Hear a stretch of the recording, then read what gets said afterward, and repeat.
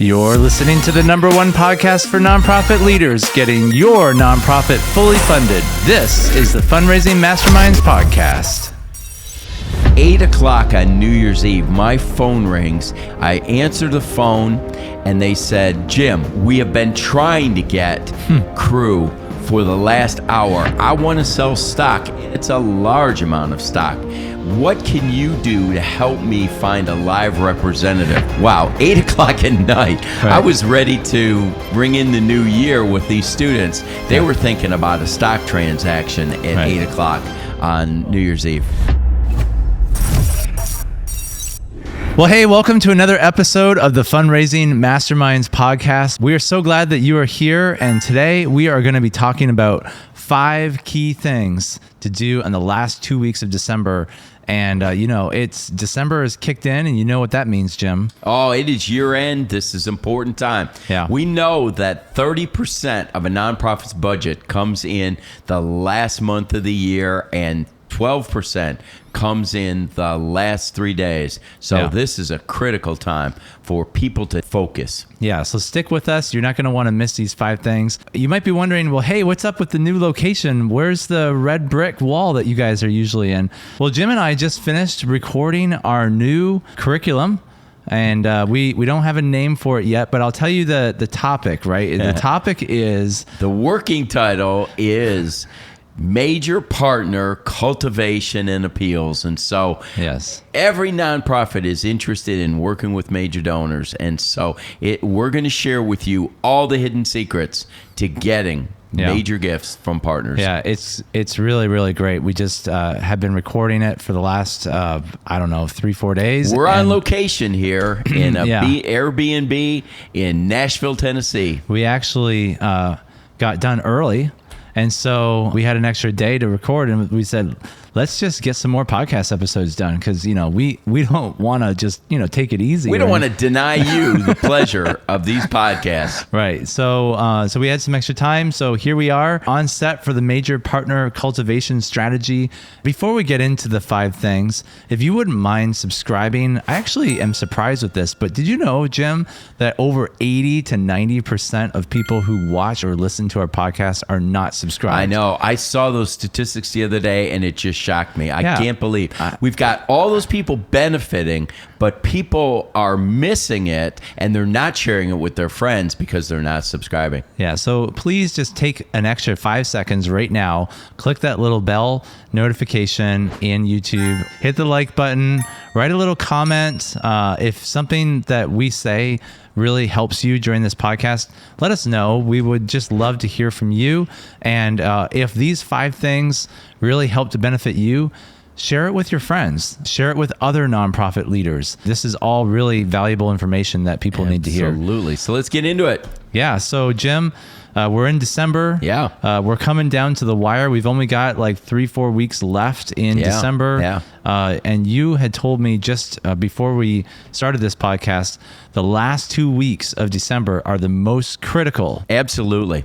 Well, it's important because so much of the focus of our partners is on giving. And of course, in the United States, we have tax advantages to giving in a particular calendar year. And as we approach year end, that is so important. The first step that you need to take in focusing towards this effort at year end is assessing your status of your partners. What are the individuals giving currently? You need to look at, especially these last 2 weeks, your critical few. And as we've talked about in the past, that's the 20% that brings in 80% of your dollars. You want to get a reading on how many of those individuals have given and what they have given. If you find that there are individuals who gave last year at the end of 2022, especially in December, and have not given this year in 2023 in December, that's where you need to be focusing your time and attention. You need to be focusing like a laser beam on those individuals and make sure that you're challenging those people. If you have sent them a letter already, which I hope hope you've followed our strategy and that you've sent them a letter already in November, that maybe quite possibly you've even followed up with a phone call. But if you haven't, make sure that you set up a phone call and you call them to see, did you get the letter and will you be able to respond? Or you may even want to send a reminder email and then follow up with a phone call. And in some cases, you might even want to meet face-to-face with those people to find out if they're interested in giving. So the first key item is assessing the status of your donors at year end. The second thing we want to talk about is targeting those who haven't given yet. Yeah. Now, I just alluded to that just a little bit, but I want to drill down into that, Jason.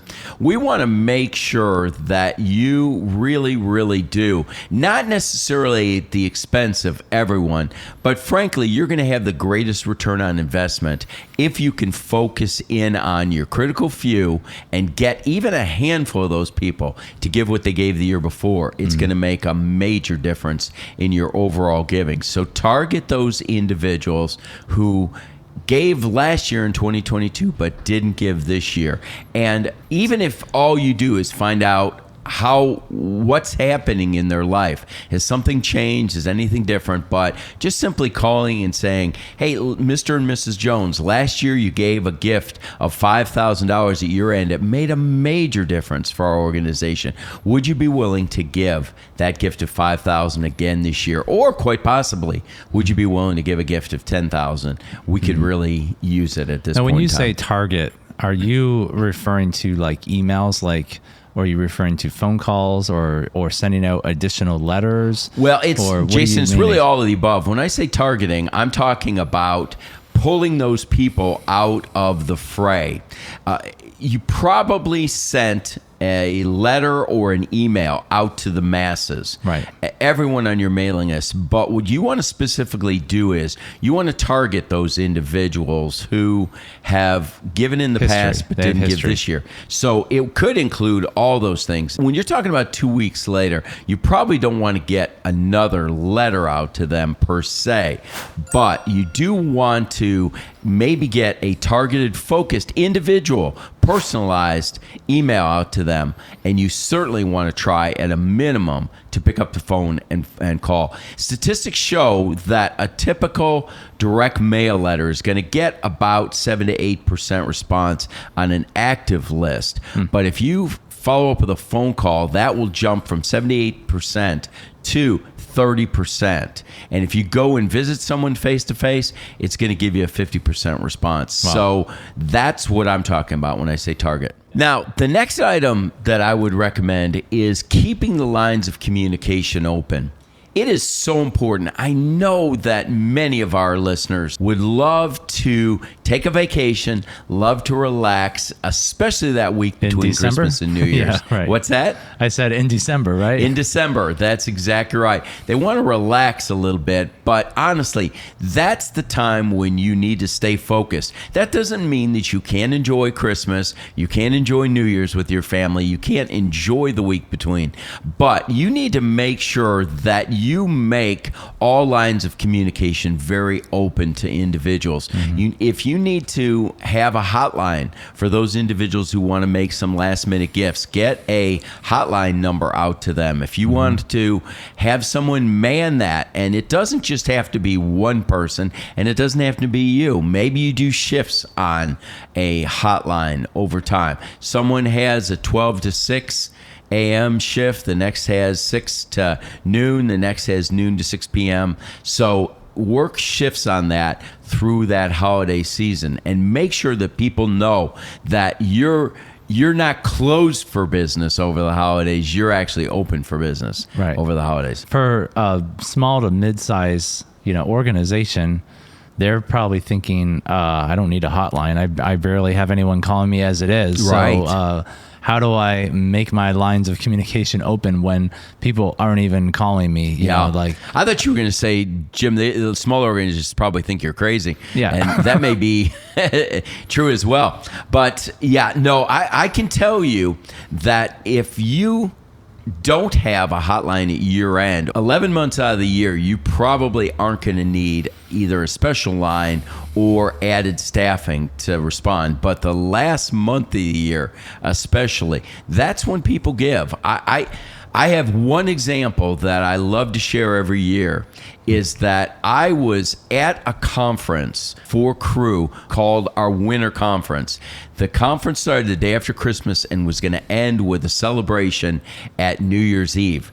8 o'clock on New Year's Eve, my phone rings and there is a number that I did not recognize. I answered the phone and they said, "Jim, we have been trying to get crew for the last hour. I want to sell stock, and it's a large amount of stock. What can you do to help me find a live representative?" And frankly, I had to make a number of calls to find a live person who was willing to help this person, but we connected, that transaction was made, that gift was given, and we got a large gift from that person. I thought, wow, 8 o'clock at night, I was ready to bring in the new year with these students. They were thinking about a stock transaction at 8 o'clock on New Year's Eve. Yeah, so it makes sense that you're talking about a hotline for like a focus on the family, a Moody Radio, a crew organization. But like, I'm a local pregnancy center that has a $100,000 budget. Right. I don't need a hotline, right? But you need to make yourself available. Oh, yeah. And when I say hotline, I don't want you to think that this is the red bat phone that is, That's what it sounds like a little bit. Installed on the executive director's desk. Right. What I mean is provide them with a number and access to a number that they can call after hours, year end, after hours, especially that's the key that word. Wouldn't just get a voicemail at any time. Right. What you mean by hotline is really just 24/7, a dedicated line, that you can call in after hours, so they're not calling in and getting a voicemail that they know they could get a live person, especially the last few days. Okay, yes. that makes a lot of sense. Yeah. Being willing to drop everything if needed. Right. What do you mean by that? Well, and once more, Jason, just as I mentioned, I could have ignored that call 4 hours before midnight, but I decided to go ahead and pick that up, and I was very glad I did. Right. And I am not saying that you're sitting down at Christmas dinner and you need to be answering your phone, but what I'm saying is be willing to break away at some point in time and respond back, even if it's a voicemail in there, respond back as quickly as possible. I'm just saying, be ready to be flexible and to move, especially if it's to help your partner at your end. You may be the one organization that helps them at that time. Because I can tell you that if he would not have gotten me, he would have moved on to another organization and they would have benefited from that. Yeah. Well, now, Jim, tell me this. Let's say that I'm listening to this podcast. I'm like, oh, man, he's talking about the year-end letter, and I meant to do that, and I totally just got busy, and life happened, and I never got it out. Is it too late for me? Can I still send... I mean, it's the first week of December. Is it still too late for me to get my letter out? Well, and, I would say at this point in time, and this broadcast, it will be showing on the 6th of December. Yeah. So we're really heading into the middle. I would say that you can send a letter the 15th of December, but to be honest, that has to be a very targeted letter. And I would not, this is not when I would send out the masses letter. This is when I would go to the critical few. And if possible, this is where I would say, Dear Jim and Diane, Dear Fred and Mary.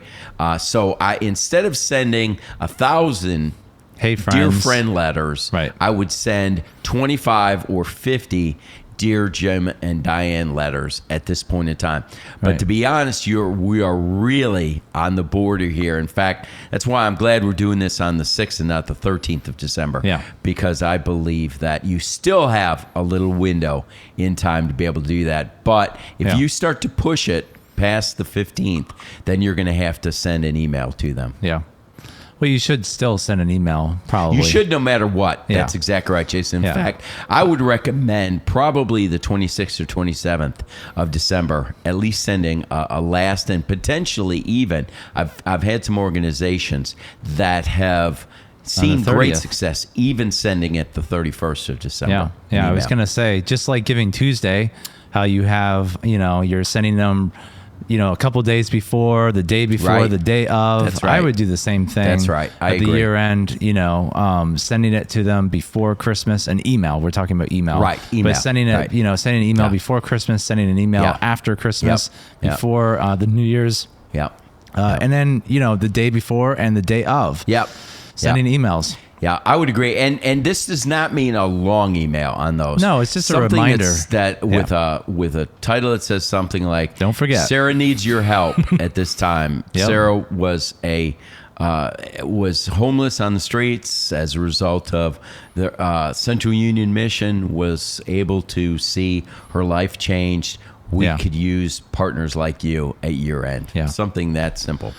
Yeah, and if you are also just wanting to write emails or letters and you're looking for wording advice, we did a great podcast episode of 5 words not to say. Right. 5 words never to say. Yeah. That came out a few weeks ago. That, Check that actually, out. that came out in October. Yeah. So make sure that Yeah, so check that you out. looked at. Also, we did a great series earlier in the year about how to write appeal letters. So if you need to cram, Jim said, as long as you get it out before the 15th, there's still the possibility that it might work out for you. You're But go saying there's a chance. That's what I'm hearing. So I would say, go back and, listen to some of those just to get some inspiration, Right. Because there are some great tips in there for writing appeals, Right. and we don't want you to miss that. That's right. And also, I would encourage you to check out our website, fundraisingmasterminds.net.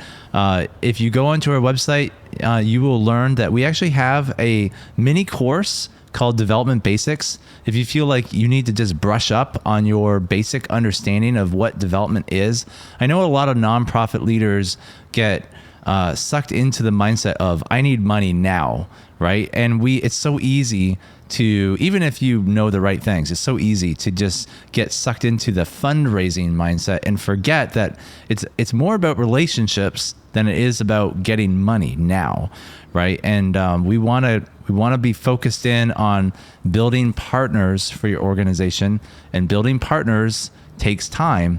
In fact, that's one of the reasons why we just filmed our new curriculum that is all about major partners. Yeah, and I have to say, coming in 2024, Coming in we wouldn't be in 2024. this wonderful Airbnb Yep. filming and investing our time in this major donor curriculum if it weren't for you, and we want you to take advantage of it Yeah. in 2024. Yeah, no, it's going to be great. But it was a great reminder to me as we were filming it of just how important relationships really are. And so if you are thinking, I've got some new board members, I've got some new people on my team, they really need to get synced up. We need to unify the team on a common objective for what development is. Yeah, I mean, I would encourage you to go to our website and check out Development Basics. I'll also put a QR code on the screen. You can just scan that and it will take you directly to the Development Basics webpage. It's a mini course. It's not very expensive. You can take it anytime. It's always open, and it's a great way to get your board aligned. Also, we're kind of in closed enrollment period for the Perfect Vision Dinner, but I do want to plant the seed for you in the spring, because twice a year we offer a mentorship program called the Perfect Vision Dinner, and this is your chance to be able to work with Jim and I directly. When we started working together, Jim, I asked you, what was the number one thing that could just light a fire in a nonprofit organization? And you said by far the Vision Dinner. In fact, when we were filming the major partner curriculum, Right. we were talking about events. Yeah, We were talking right. about a-thons Right. and golf tournaments and Yeah. cruises and all this stuff. And we were talking about the benefits Yeah. and the pros and cons of each one. But the Vision Dinner really stands out alone, but not just any Vision Dinner, right? The Perfect Vision Dinner Right. is That's the right. one thing that you have. It's almost like your life's work in a Yeah. way. You've Yeah. refined this thing to the point where it really does work. I mean, it's a time-tested. This is a great 1-2 punch between the two, because we know that your major partner strategy is going to take 2 to 3 years to get going. Yeah. But you need, like you said, you need that little fire, that spark to light things up and to get you funded before you start to get your major donor gifts in. And the Perfect Vision Dinner does that. Well, I mean, it's one thing for me to talk about this and to go on about it, how great it is and how it's helped people. But I actually wanted to roll a little clip here from Traci. Traci actually just joined our program last spring, and she came to us. She's kind of a newer director. She had been there for a couple of years at a PRC. And I just wanted you to hear, I actually filmed this interview with her the week after she finished her first Perfect Vision Dinner. So let's take a listen to that. My name is Traci Bognuda. I'm the Executive Director for Lifeline Pregnancy Center in the Central Coast of California. After our last year's banquet, we came together and looked at the statistics as it had been done in the past for many years and realized we needed to make a big change. So one of the things that we enjoyed hearing about was the fact that the name storming was going to be reaching outside of our normal guest list, because the challenge we were having was we had the same table hosts join us, and they always paid for their table and then invited their guests. And it gave them, if they paid for their table, they felt they had the right to invite whomever they wanted to invite, whether they gave or not.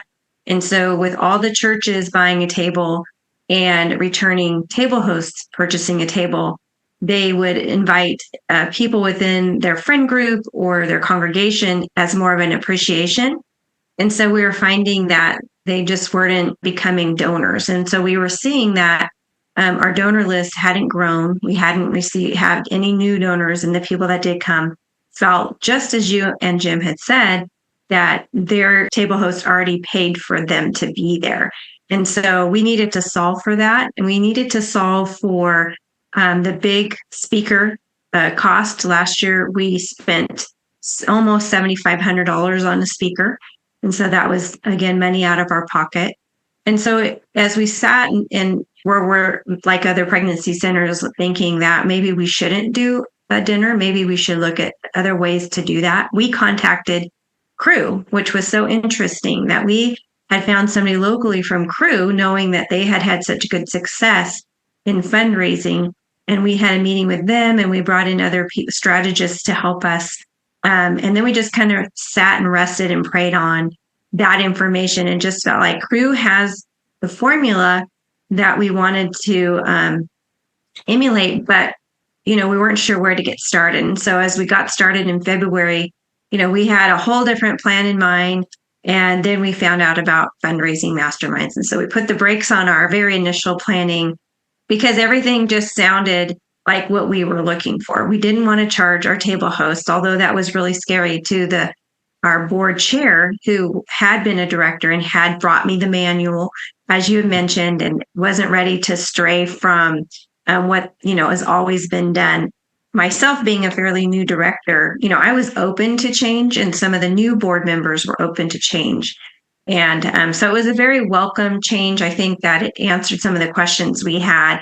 And with the name storming, that allowed us to reach beyond the normal people, but it gave us a great foundation on the who to invite. And so we were able to increase our donor income from our dinner.